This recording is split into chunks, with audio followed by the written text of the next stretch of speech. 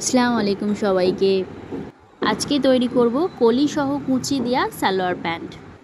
খুব সহজ পদ্ধতিতে আমি কিভাবে কাটিং ও স্টিচিং করছি তাই ভাবলাম তোমাদের সাথে শেয়ার করি। 2.5 মিটারের একটা কাপড় নিয়েছি, সেটাকে ভাঁজ করে মেজারমেন্ট করতে হবে। আমি যার জন্য সালোয়ারটা তৈরি করছি তার মাপ অনুযায়ী আমি মেজারমেন্ট করে নিচ্ছি। প্রথমে দুদিকে মার্জিন টেনে নিয়ে নিতে হবে। হিপের মাপ অনুযায়ী 4 ভাগের 1 ভাগ নিতে হবে। আমি যার জন্য সালোয়ারটা তৈরি করছি তার হিপের মাপ হচ্ছে 42 এর 4 ভাগের 1 ভাগ হচ্ছে গিয়ে 10.5 ইঞ্চিতে মার্জিন টেনে নিয়েছি। লম্বাতে নিয়েছি 42 আর পায়ের মুহুরিতে নিয়েছি 7 ইঞ্চি। এরপর হাইয়ের মাপ নিয়েছি 13 ইঞ্চি। পরে সব মার্জিনগুলো টেনে নিয়ে কাটিংটা শুরু করব। এরপর আমি কলিটা কাটিং করব। এরপর পায়ের মুহুরিতে আমি একটু দাগ করে নেব, কেটে নেব, পরবর্তীকালে আমার সেলাই করতে সুবিধা হবে। কলি কাটিং করছি।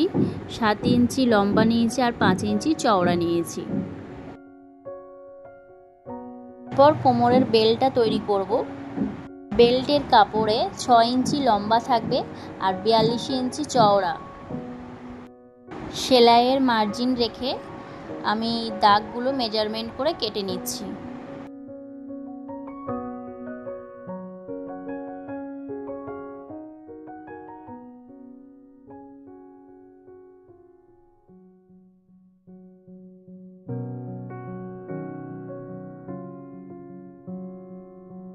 আমার সব কাটিং কমপ্লিট হয়ে গেছে। তো এইবারে সব কিছু সাজিয়ে গুছিয়ে এবার মেশিনে বসবো। তো কিভাবে আমি সেলাই করছি চলো দেখি।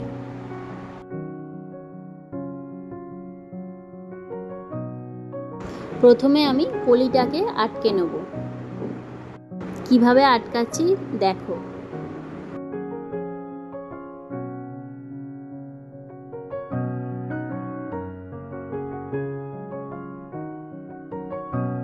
একটা পাটের উপর দুদিকেই কলিটা আমি বসিয়ে নেব। আপনারাও নিজেদের জামা কাপড় নিজেরাই অতি সহজেই তৈরি করতে পারবেন। সালোয়ারের মুহুরিতে আমি বক্রম দিয়ে সালোয়ারটা খুব সুন্দরভাবে সেট করে নিচ্ছি। সালোয়ারের মুহুরিতে এই বেল্ট দিলে খুব সুন্দরভাবে সালোয়ারটা সেট হয়। তো দেখো আমি কিভাবে এটা আটকাচ্ছি। বক্রমের সঙ্গে পায়ের বেল্টটা আটকে আমি উল্টে দিলাম। এরপর এর উপর দিয়ে সোজা সেলাই করে দিতে হবে। সেটা 2টো হোক, 4টে হোক বা 5টা হোক, যার যেমন রুচি অনুযায়ী সে কটা সেলাই করতে পারে।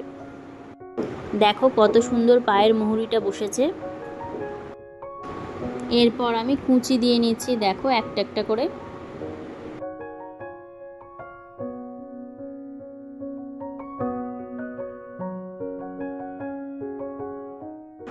দুটো অংশ এভাবে একটা একটা করে কুঁচি দিয়ে নিতে হবে। আমার আগের অংশটা আমি অলরেডি করে রেখেছিলাম।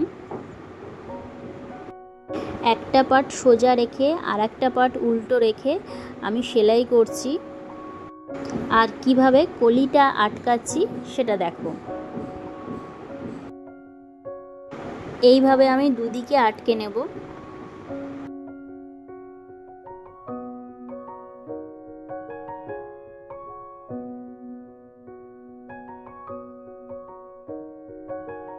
এরপর পায়ের মুহুরির মাপ নিয়ে আমি সেলাই করে নেব।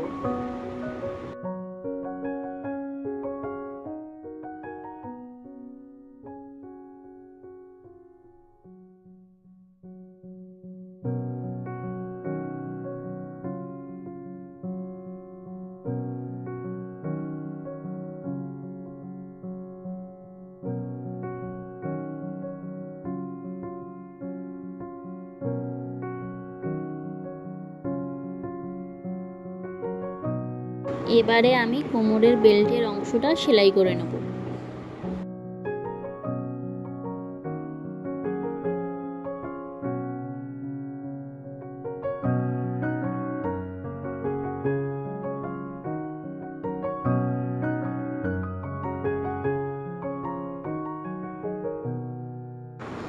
এরপর দড়ি লাগানোর জন্য জায়গা রেখে সেলাই করে নেব।